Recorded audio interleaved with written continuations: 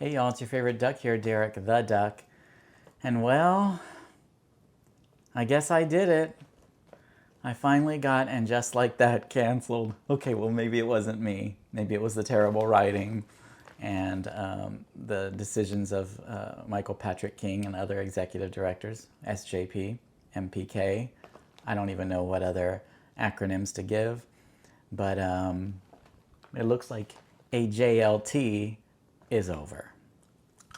So MPK sent out a press release where he says, "Oh well, we all came to the mutual decision that that this is what we wanted. That we wanted the show to not be renewed. We wanted it to end here." Oh my gosh, it sounds like so much BS. There's no way that they knew that HBO was going to cancel it. Knowing them and their egos, I'm sure MPK and SJP were thinking this was just going to go on forever and ever and they could keep milking this cow. But the way I imagine it is that the big executives at HBO were thinking, you know what?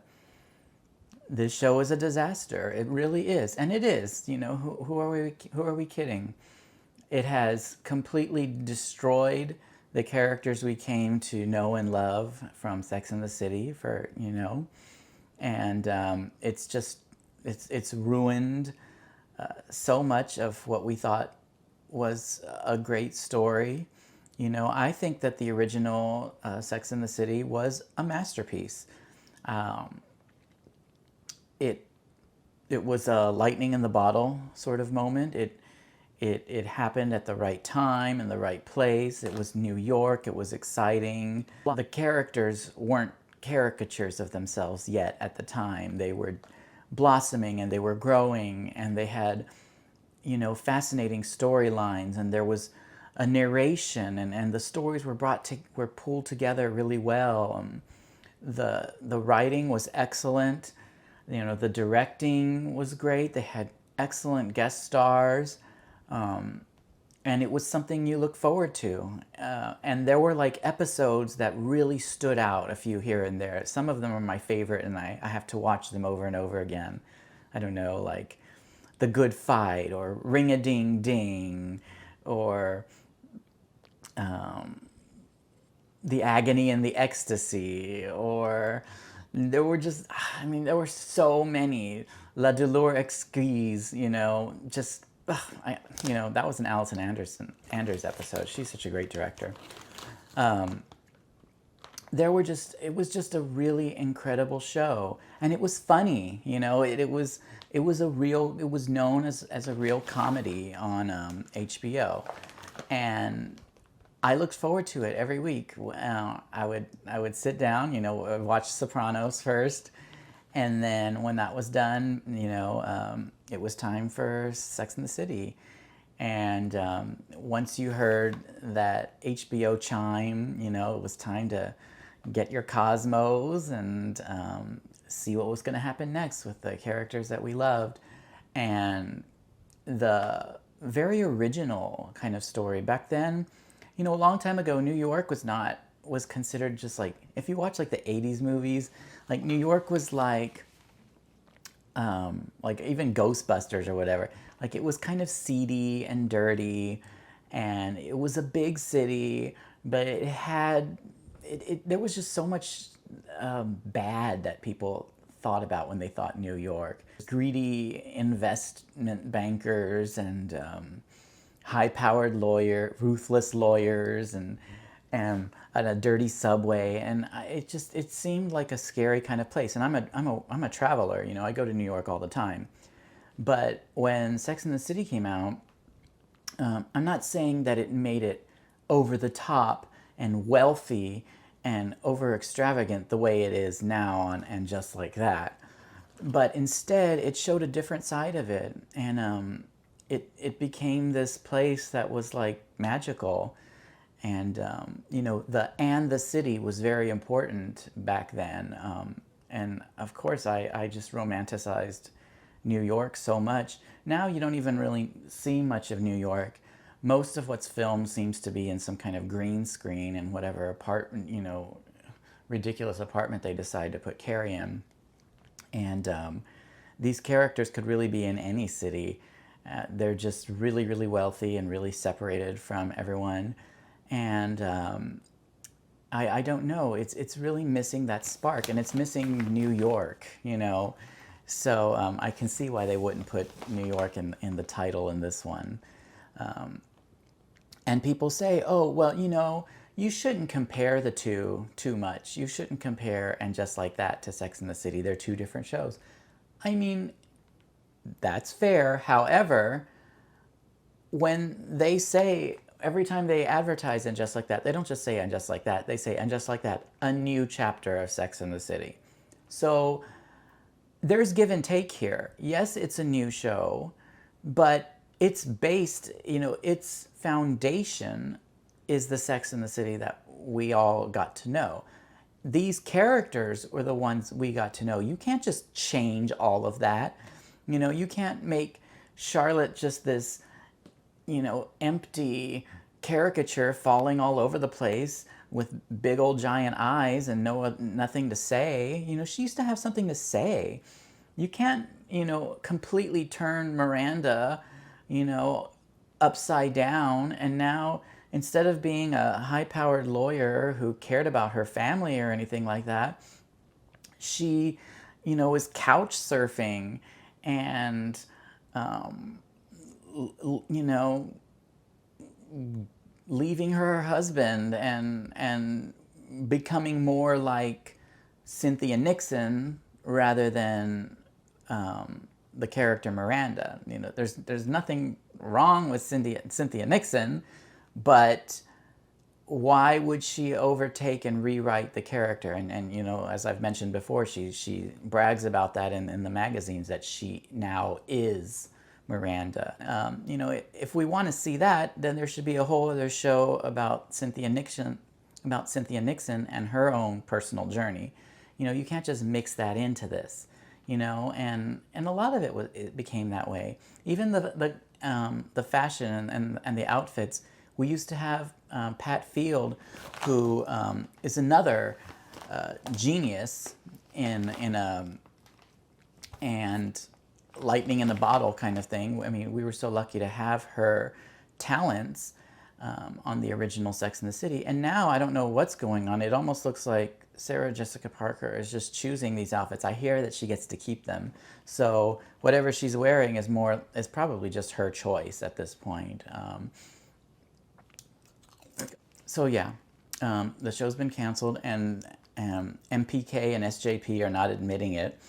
But you can tell that they were caught off guard. Even if you look at the end of this week's episode 11, it says on next week on the season finale, when what they should have said was on the series finale, but they didn't know that that HBO wasn't going to have it anymore. I mean, I think that HBO wants prestige shows and not hate-watchable shows that are going to tarnish the brand, no matter how much money they get from them. Yes, we're tuning in, but each time it ruins a little bit more magic. It ruins a little more of the story that we loved, and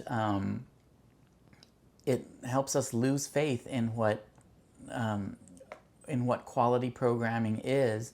And HBO, I just think, probably just doesn't want to be associated with that, and I don't blame them.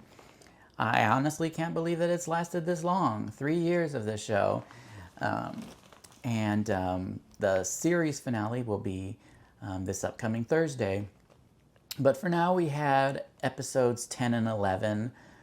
Again, very bizarre episodes, super short, 20-something minutes each. You could tell that they were spliced together and sort of pieced together and maybe cut.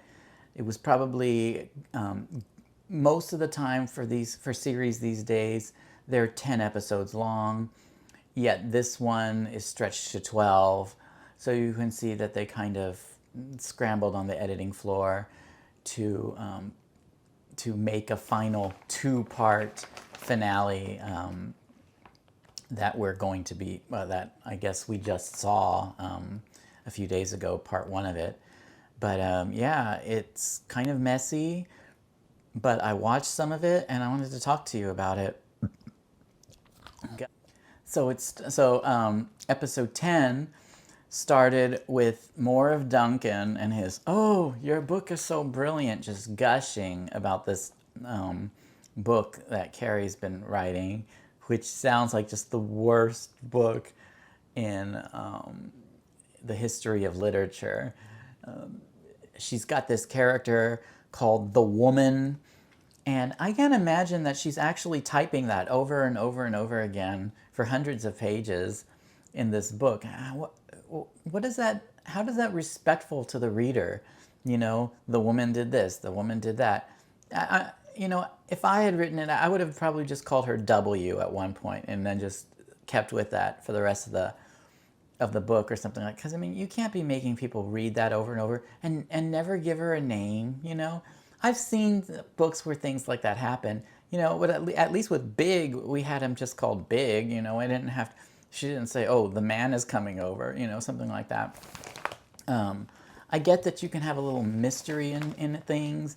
You can call someone X or something like that. But the woman just sounds like the least original thing I ever heard. And I can't believe she's been typing that all the way through the end to the end of this book, apparently. So it looks like, she turns in the book and it looks like the character never had a name or something like that.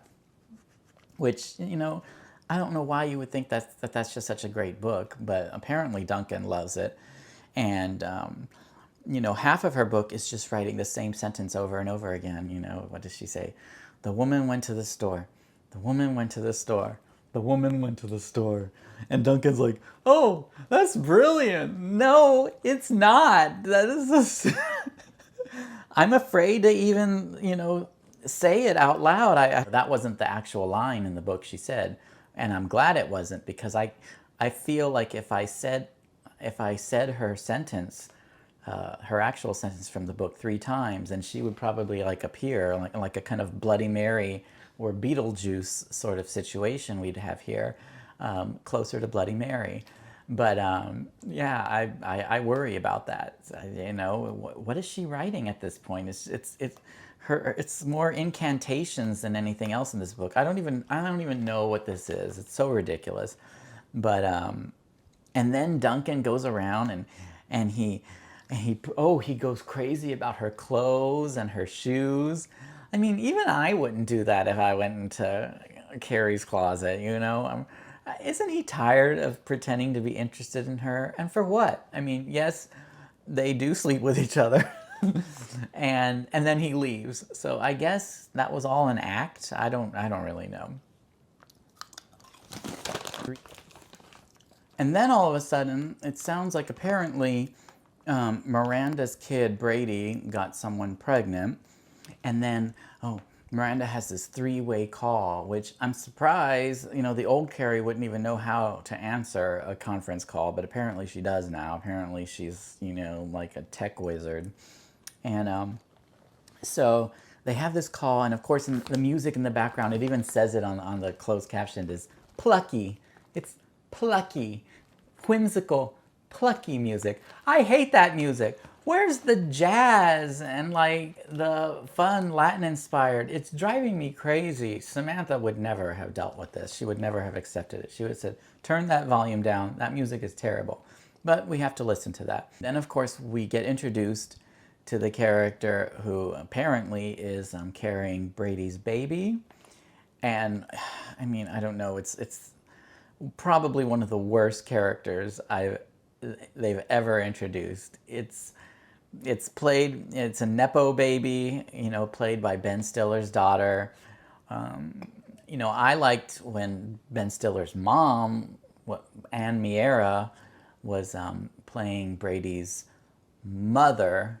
So now Ben Stiller's daughter is playing Brady's baby mama.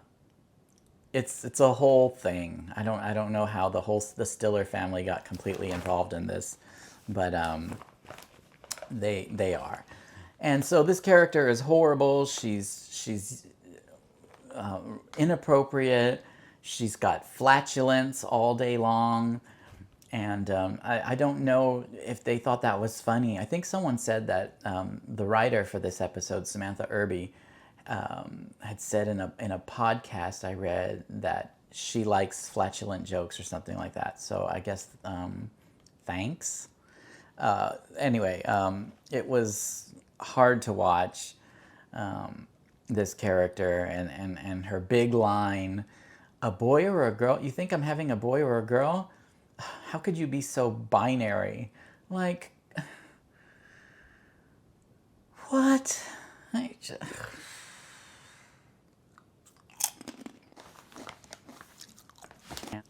And then we've got Lisa Todd Wexley, and her storyline this week is that she's got a hamster in her room. She's taking care of her daughter's hamster because her daughter said that she needed to connect with the hamster. What kind of a parent would like indulge their kid for that? Why didn't they just say, this is silly, it's a hamster, move on with your life and take care of it? I didn't sign up for this. But no, Lisa Todd Wexley, who's so busy making videos and wearing, furniture around her neck, she has to make the time to, watch this hamster. And then apparently the hamster gets out and is running around the house. And that's like the episode. That's her story. Like I said, it's not Sex and the City. They no longer have interesting stories. Someone wrote down, like on a whiteboard, Lisa Todd Wexley's hamster runs amok. And like someone approved that. And MPK was like, no, that's a good one. Yeah, we need more of that. No. So anyway, that happens with her. I don't know what Lisa Todd Wexley is wearing this week. She's wearing this frock, and it looks like she's got a clothes measuring tape, just hanging off of her. I don't know if that's part of the outfit or if she actually left her clothes measuring tape on while getting dressed, for fitting at the tailor's office. But I've become numb to her different choices at this point. I don't even really know. Then we see Seema, okay, and she does one of the most ridiculous things I've seen in this entire show. So she's her new boyfriend Adam says, "Oh, look, there's a plant over here. That plant is my mom. It's the embodiment of my mom." And oh, okay. And then Seema does one of the most ridiculous accidental stunts in the entire series, and even and pretty much anything else that HBO has ever shown. So this plant is like sitting here, and like a normal direction to an actor would be, how do you accidentally knock over the plant? Well, a normal direction would be something like this. Oh, look. Oh, okay. Oh, that's interesting. Oh no. Oh no. Something like that. But here's what Seema does when she does the thing. She goes, "Oh, excuse me. That's what that's what Seema does. It is the most ridiculous thing I've ever seen. I'm sorry. And I'm not even exaggerating. You have to watch it yourself to just see how stupid it is. Like, just cracking up. And then she has this whole melodramatic monologue with it. She won't return his calls, and she says, "Because I killed your mother."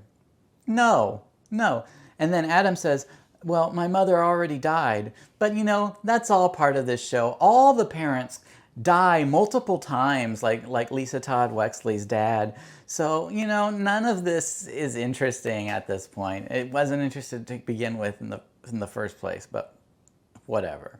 And as for Carrie herself, when the producers find, a few minutes of time when they're not filming a hamster running amok in an apartment, she has just become completely insufferable. You know, I used to care about Carrie.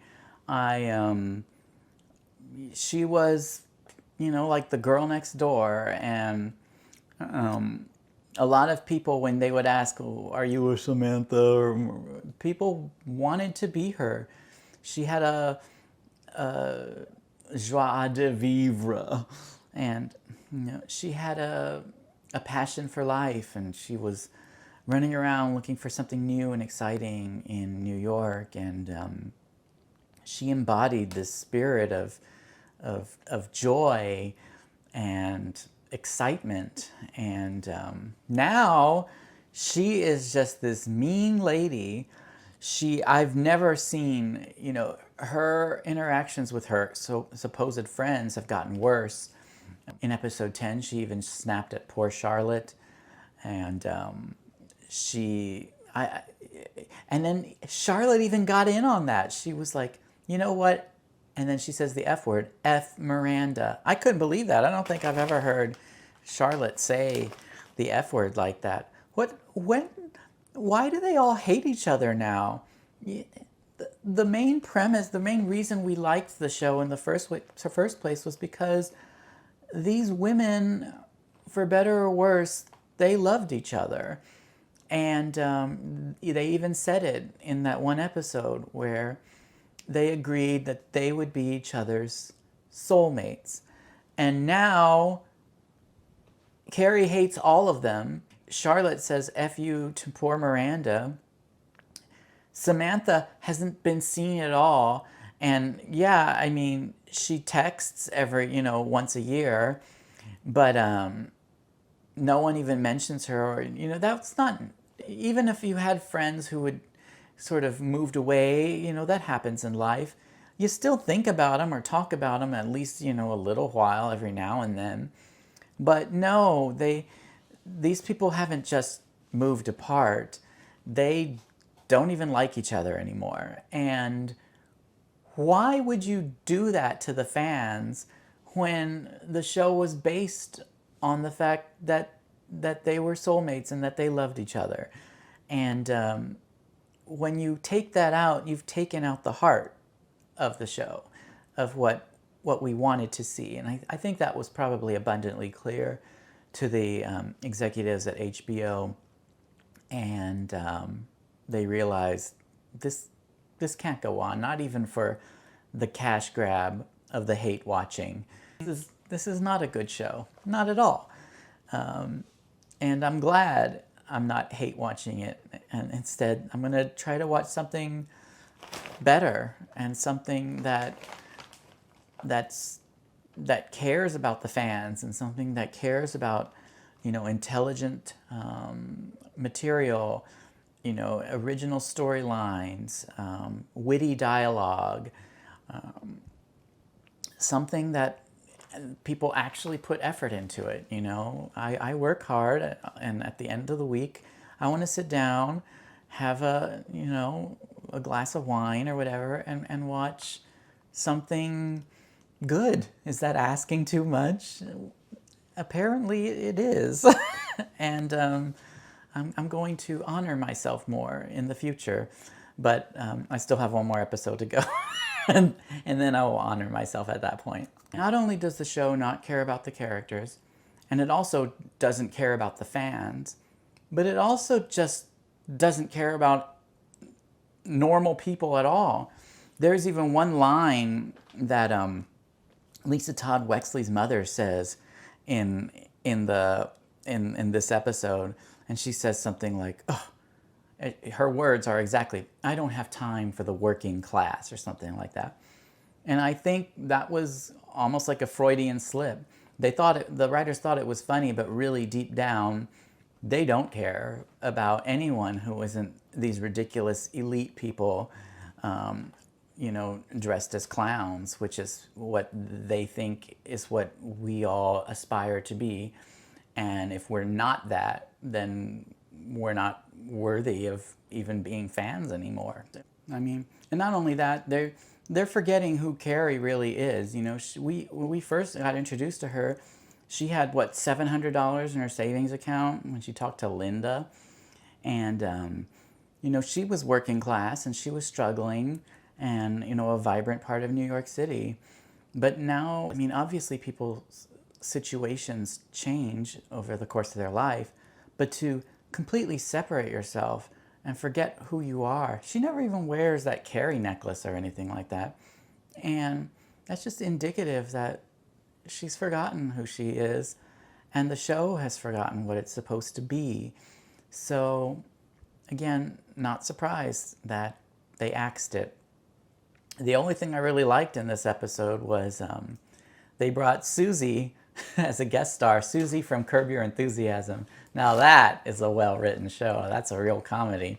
Oh, I miss Curb. That was one of my all-time favorites. So yeah, I would watch my Curb, my Sopranos, my Sex and the City. I mean, that was a legendary time in TV. That was Sunday night TV on HBO. You could not miss that. I mean, I built my whole week around that. And I'm going to admit it.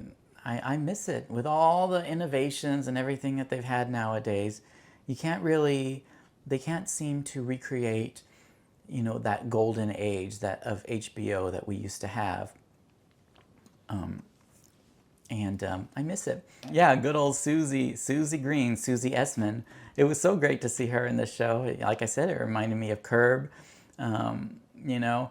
And I remember there was one episode on Curb with Susie where there was a gerbil running around and it went up Larry's ass, you know. Now that's the kind of TV I want to see, not this. And at the end of the episode, Duncan asked Carrie if she'd like to come inside for drinks.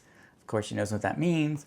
Of course, she says no, but then she has this extremely predictable, you know, change of heart, just so that, you know, we could see her running down the stairs in whatever high heels she was wearing. It was so cringeworthy. And, you know, she runs into his arms. It's like, this is the big dramatic moment you're giving me at the end of what is pretty much the penultimate episode before the two-part finale starts. And so, yeah, that's what we saw. And then it was time for episode 11. And so episode 11 starts, and there's this funny, crazy, like mean pie lady. And she was actually also in Curb Your Enthusiasm. If you remember, she played the girlfriend of a blind man and called herself a model. Yeah, so she's fun. But, you know, she's really rude to all the customers. I don't know why the customers would even go there. You know, if someone was rude like that to me, I'd be like, fine, I'll just get it at Dollar Tree like I would anyway. But, yeah, so there's this whole pies thing. And then, you know, Carrie doesn't... There's more of this weird stuff going on in mathematical, you know, inaccuracies. Carrie orders a whole bunch of pies. And, you know, when she calls Miranda, she's like, oh, how many pies did I need for this event? You know, should there have been like 4? How many pies do people eat? If she's been ordering these pies for 30 years from the same place, she should already know what like the mins and maxes are at this point. But no, you know, the story doesn't care about consistency or anything like that at all. And another trope that we've heard over and over again is that Carrie doesn't cook. She doesn't know how to make a pie herself. You know, she uses her oven for storage. Yes, we've heard it. You've told the same jokes for 3 decades. And the whole, oh, getting a copy of Vogue feeds me more. You know, there are people who are actually hungry like me, okay? I'm starving, you know. I'm eating these Texas Dippers. They're so good. You know, I'm not going to eat a magazine. What's wrong with you, Carrie Bradshaw? And once again, we see Carrie wandering the streets of her old street, her old neighborhood, looking at her old apartment and wishing she still lived there. I mean, we get it. You love that apartment. We all did. Why did you get rid of it? You know, she could have just kept it. She's got millions of dollars. In fact, she has so much money that apparently she didn't even know she was the landlord for Duncan, who was downstairs. Yeah, and that was another inconsistency in this episode. So Seema goes and talks to her and says, hey, you can buy, since Duncan left, by the way, Duncan leaves, and he went back to London. So I wonder what's going to happen on the season finale. Anyway, so Duncan's gone, and Seema talks to Carrie, and she's like, "Oh, you have the opportunity to buy the apartment downstairs. Didn't we already know that Carrie owns that apartment downstairs? Why is it, earlier in an earlier episode, Seema was even talking to Carrie about how hard it is for Carrie to evict a tenant downstairs in your house. Carrie already owns this house, and if she didn't, it makes no sense.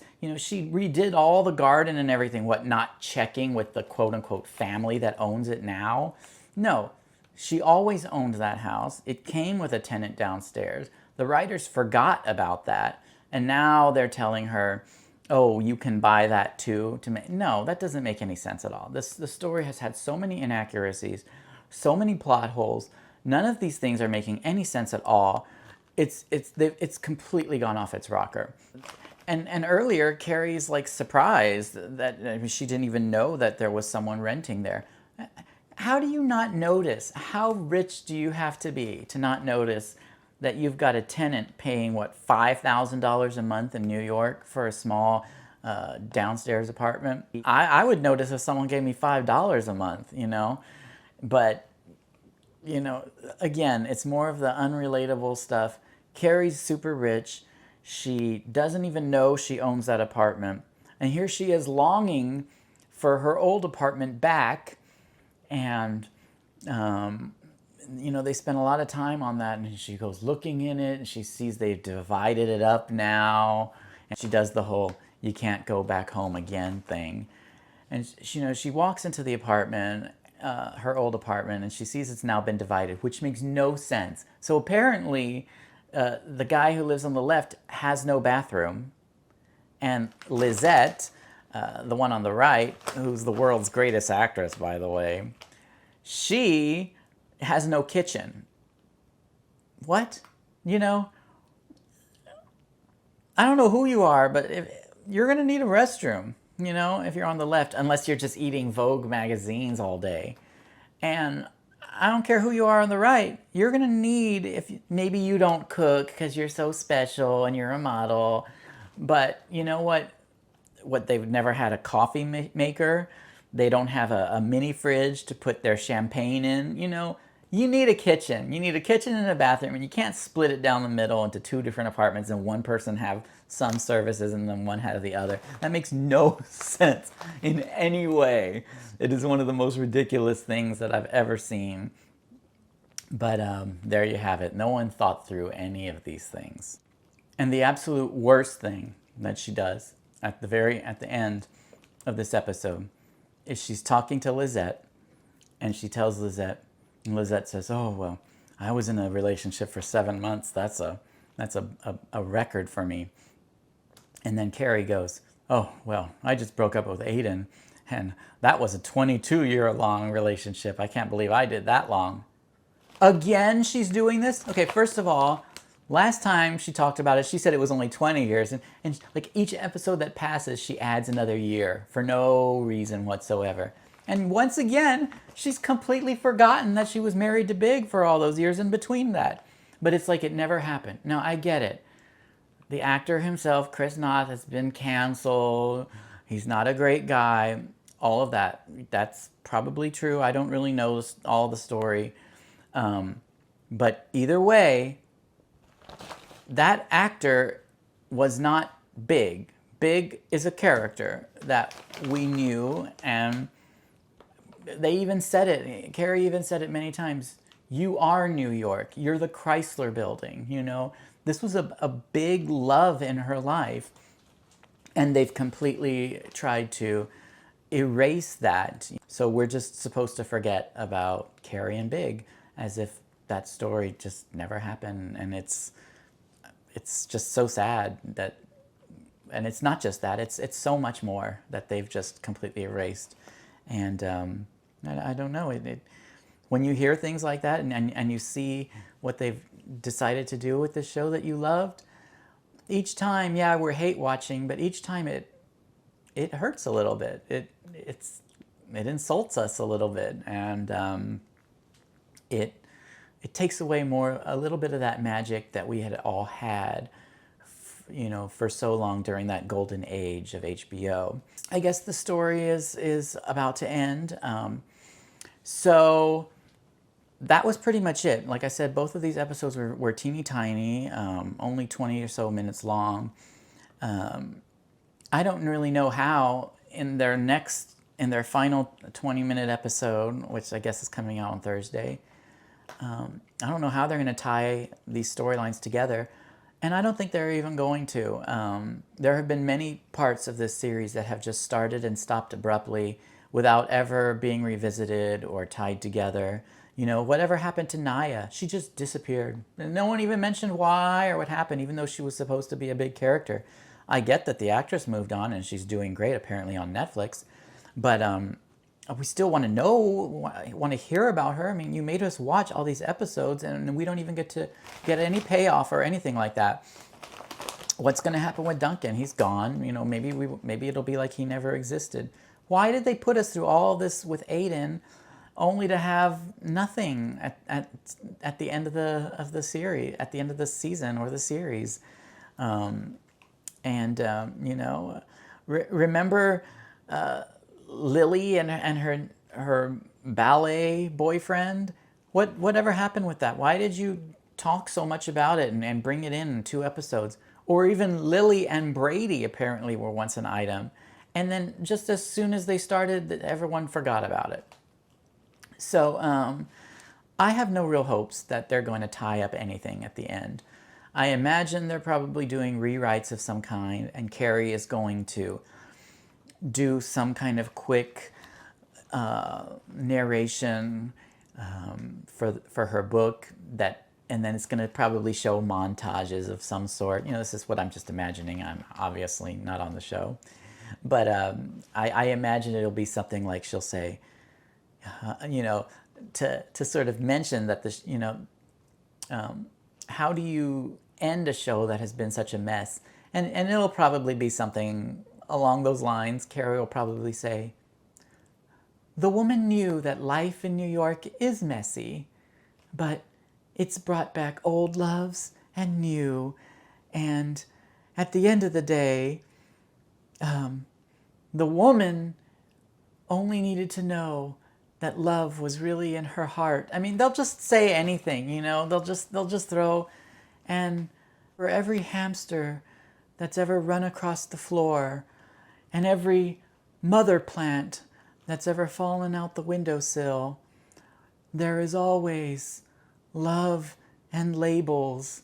And I mean, she's just going to start saying things like that. And at the very end, she's going to say, for after all, the woman's name was Carrie.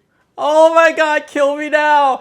Kill me now. I cannot watch. I please don't make me watch this. Make them just cancel it right now. If they could just cancel it, like without even showing the end, and just make us, because I can't do it. I can't do it. Please don't make me do it. Okay, I'll do it. Okay, so I'll watch the last one and then I'll give you my final words on it. Thank you I can't believe how many of you all have been watching this series. I've been talking about every single episode of this series so far. I've gotten so many subscribers. I'm so blessed and I love you all. Please feel free to leave all your comments. I respond to every single one of them because I'm just so humbled and grateful that you're watching. Comment, like, subscribe, watch my other videos. They're just as ridiculous. And I will be with you on, on episode 12. We'll have a little party. It may be the end of a terrible show, but at least we'll have the memory of what once was a good show and look to the future. Maybe one day we will see more of these characters, but for now, I like the way they ended it at the end on season 6 of Sex and the City. It was a wonderful time, and I don't know if we'll ever have another golden age like that again, or what the next one will look like, but at least we have that. And so, yeah, let's see you later this week.